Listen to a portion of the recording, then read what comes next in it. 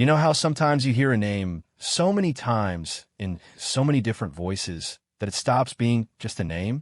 It becomes a hum, a background noise, like the traffic on the mall or the pigeons flapping around Trafalgar Square.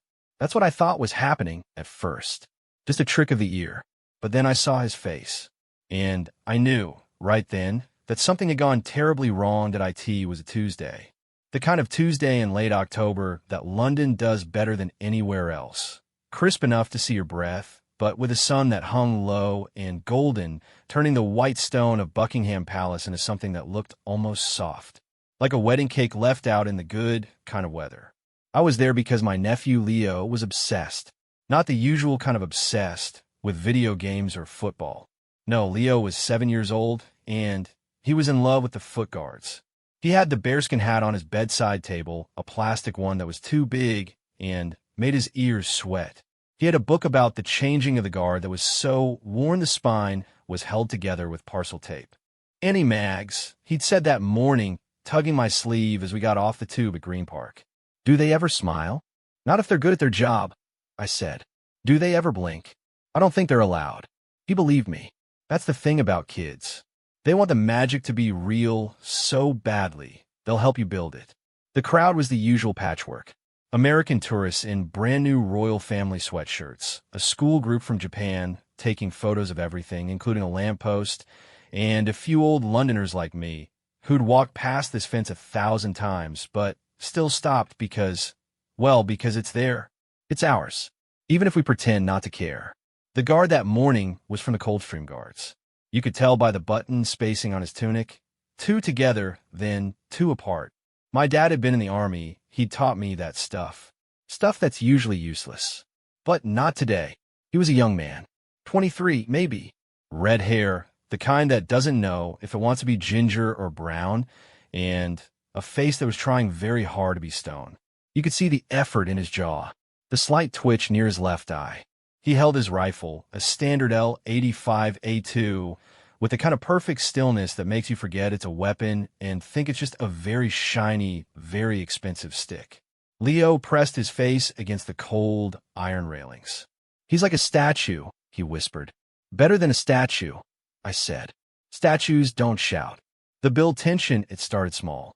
A tourist, big fella, Australian by the sound of his voice, got too close. You know the type. Thinks the rules are for other people. He leaned over the rope, phone held high, trying to get a selfie with the guard's elbow in the frame. Oi, mate, the Australian said. Just one quick one, yeah? The guard said nothing. Didn't even look at him. The Australian took a step closer. His shoe scuffed on the gravel. That's when the guard did the thing. The stomp. You've seen it on YouTube. That sharp, thunderous crash of a boot on the ground, followed by the turn. The guard swung his body around, rifle moving across his chest like a closing door, and barked, "Stand back from the Queen's Guard." It was loud.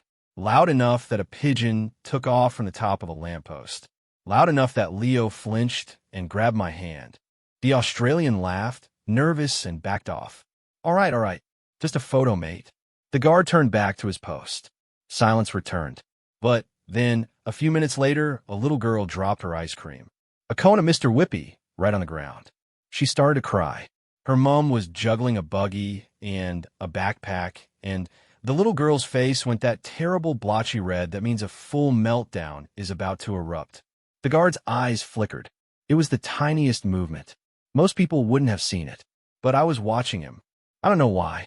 Maybe because he was young, and my nephew is young, and I was thinking about how strange it must be to stand that still while the world runs around you like a chaotic river. The little girl wailed, "I want Daddy." And the guard's lips moved. Just a fraction, as if he was about to say something. Then he caught himself. His jaw tightened again. That's when I noticed the sweat. Not on his forehead. He was too disciplined for that. But on his neck, just above the collar of his tunic. A single bead of sweat crawling down like a lost insect. It was maybe 10 degrees outside. He shouldn't have been sweating. A few minutes later, a man in a dark suit appeared. He wasn't a tourist. No camera, no map. He stood near the edge of the crowd, arms crossed, just watching. Not the guard. Watching the people watching the guard. I got a bad feeling. The kind you get when you're in a lift, and it makes a noise it shouldn't make. Then it happened. A group of lads, probably on a stag do, pushed through the crowd. They were drunk already, even though it wasn't yet 11 in the morning. One of them had a plastic crown on his head. Another was holding a can of lager. I, the one with the crown, shouted, "Your Majesty! Look, it's the king!" They laughed. A couple of tourists chuckled along, uncomfortable, but wanting to be polite. The guard didn't move. The lad with the crown got closer. He put on a bad posh accent. "I say, old chap, any chance you could point me towards the loo?" Someone in the crowd hissed, "Leave him alone." But the lad was drunk and stupid, and stupidity is louder than good manners. He reached out. He actually reached out to tap the guard on the shoulder. The guard moved. Not the stomp, not the shout, something faster. His rifle came up, not pointing at the lad, but across his own body like a barrier. And he said, "Do not touch the guard." But his voice cracked, just a little, just at the end, like a teenage boy whose voice hasn't quite decided what it wants to be. The lad stumbled back, laughing, but his friends had gone quiet. They pulled him away. "Come on, Gaz. He's got a gun." The silence that followed was different, heavier. People weren't taking photos anymore. They were watching, waiting, and I was watching the man in the dark suit. He had a finger to his ear, an earpiece. He was talking to someone. That's when I heard it, or thought I heard it. A woman near the front of the crowd, elderly, well-dressed, with a brooch that looked real, said something. She was on her phone, speaking loudly because she was old and thought phones were still a mystery. "Yes, I'm right outside." "No, he's not here. The king is not here, dear. He's at Windsor." And the guard turned his head. Not much. An inch. Maybe two. But he turned his head towards the woman. Towards the word. "King." His face was still blank. But his eyes looked hungry. Like someone had just mentioned water in a desert. I squeezed Leo's shoulder. "Let's move back a bit," I said. "Why?" "Just because." We took 3 steps back. The man in the dark suit noticed. He looked at me, then at the guard, then back at me. He started walking. Not fast. Casual. But with a purpose. Part 2, the climax. Part 1, the guard didn't see the man in the suit coming. Or maybe he did, and he just didn't care. He was locked into something now. Some internal rhythm that had nothing to do with the crowd or the railings or the gold-tipped fence. His breathing had changed. I could see it in his shoulders. The rise and fall was faster. Shallower. The man in the suit stopped about 10 feet behind the guard. He didn't approach him directly.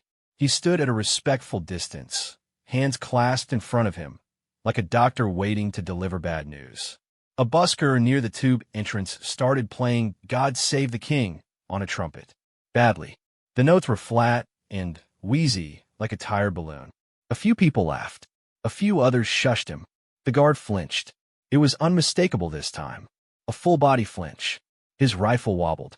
His bearskin hat, which had been perfectly level, tilted half an inch to the right.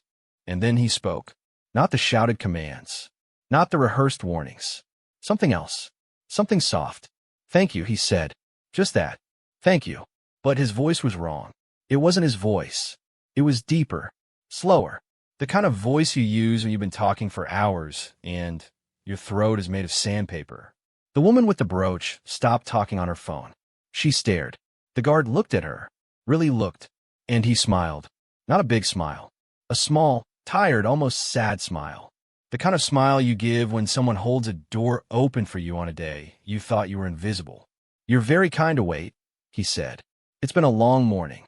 The crowd went silent. I mean, completely silent. Even the busker stopped playing. Leo tugged my sleeve. "Annie Maggs, why is he talking?" I didn't have an answer. The man in the dark suit stepped forward. "Lance Corporal," he said, quiet but firm. "That's enough now." The guard didn't look at him. He kept his eyes on the woman with the brooch. "The light is lovely today, isn't it?" he said. "Through the windows. The Crimson Room catches it just right." The woman's mouth fell open. I wouldn't know," she stammered. "No," the guard said, and his voice wobbled. "No, you wouldn't. You've never been invited, have you? Most people haven't. It's a shame. The chandeliers alone," he trailed off. His eyes drifted to the palace gates, to the driveway where the royal cars come and go. His expression changed, softened, like a man looking at a photograph of a house he used to live in. The man in the suit was closer now. Two more guards appeared from somewhere, from the guardhouse, maybe, or from the shadows. They moved quietly, professionally. They flanked their colleague without touching him. Lance Corporal Davies, the man in the suit, said, using a name this time, "You're going to come with us now." Quietly. "All right." The guard, Lance Corporal Davies, blinked. For a second, just a second, his own face came back. Young. Scared. A boy in a big hat holding a gun he'd been trained to use but never wanted to fire. "I'm sorry," he whispered. I don't know where I am." Then the other face came back. The deeper one. The tired one. And he straightened his shoulders and looked at the crowd. All of us, dozens of strangers with our phones and our shopping bags and our leaking ice creams. And he said in that wrong, slow voice, "It's all right. They're good people. They only want to see the house." The climax, part two. The man in the suit made a small gesture with his hand. The two flanking guards moved in. They took Lance Corporal Davies by the elbows, gently, like you'd guide an old man across a street, and began to walk him towards the guardhouse. He didn't resist. He went with them like a sleepwalker. But his head turned. He looked back at the crowd, at the woman with the brooch, at the Australian, at the drunk lads who had stopped laughing. And then his eyes found Leo. My nephew was crying. Not loud, but tears were rolling down his cheeks. He didn't understand what was happening, but he understood something was broken. Something that was supposed to be solid and safe had cracked open. The guard stopped walking. The two men holding him tensed. But Davies didn't struggle. He just looked at Leo, and he said in that deep, wrong voice, but softer now, softer than anything, "Don't cry, little one. The crown is heavy, but it's not as heavy as they say." Then his face changed again. The boy came back. His eyes went wide and wet. "Oh, God," he said in his own voice. "Oh, God, what did I say? What did I?" The man in the suit put a hand on his shoulder. "You're all right. You're coming with us. You're going to be all right." They led him away, through a small gate I'd never noticed before, hidden in the stone wall. The gate closed behind them with a soft, final click. The crowd stood frozen for a long moment. Then, like a spell breaking, everyone started talking at once. "Did you hear that?" He thought he was... No. He said the king's name. He said, "Someone get a paramedic." He looked ill. The woman with the brooch was crying. The Australian was filming his phone at the ground, not the palace. The drunk lads had vanished. Leo looked up at me. "Andy Maggs," he said very quietly. "That man forgot who he was." I knelt down so my eyes were level with his. "No, sweetheart," I said. "I think he remembered too many people at once." Part 3, the resolution, we stayed for another 20 minutes. I don't know why. Maybe because leaving felt like giving up on something. The palace didn't change. It still sat there, golden and impossible, like a postcard that had forgotten it was real. A new guard had already taken the post. Younger. Stiffer. His eyes didn't move at all. People started taking photos again. The buskers started playing something cheerful, some Ed Sheeran song that had nothing to do with royalty. The world has a short memory. That's not a criticism. It's a survival mechanism. But I couldn't stop thinking about his eyes. That hungry look.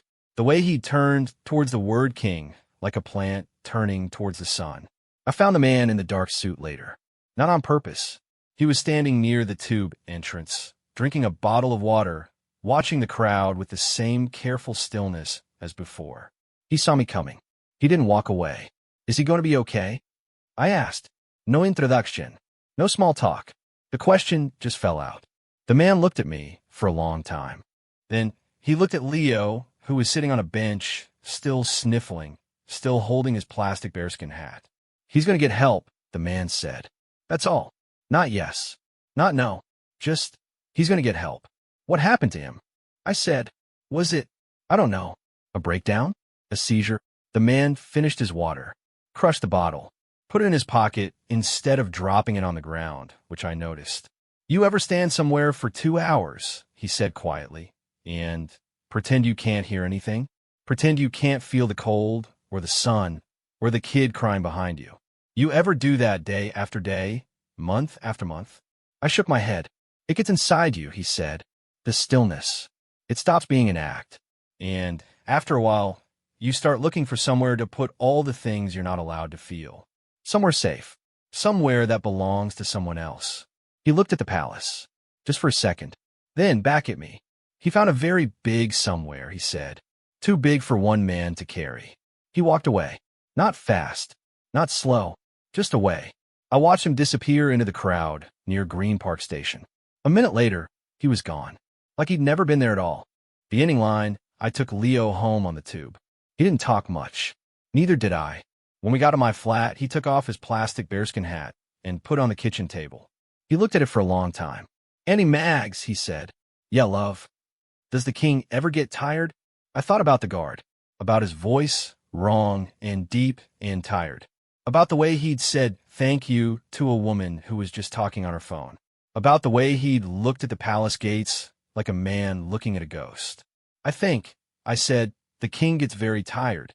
I think everyone who wears a crown does, even the ones that aren't made of gold. Leo nodded. He picked up his plastic hat and held it in his lap. He didn't put it back on. That night, I watched the news. There was nothing about what happened. No mention of a guard being led away. No mention of a boy who forgot his name and borrowed someone else's. But there was a story about the king. He'd visited a children's hospital that morning, shaken hands, smiled, asked a little girl what her favorite color was. The usual stuff. And I wondered just for a second if he ever got tired of being himself. If he ever wanted to stand somewhere perfectly still and pretend he couldn't hear anything. Just for an hour. Just to rest. Then I turned off the telly and went to bed. But I didn't sleep well. Every time I closed my eyes, I saw the guard's face. That hungry look. And I heard him say in that wrong, slow voice, "The crown is heavy." But it's not as heavy as they say. And I thought, then what is? But there was no one to answer. Just the silence of a London night, and the distant sound of a siren, and somewhere behind a hidden gate, a young man learning to remember his own name again.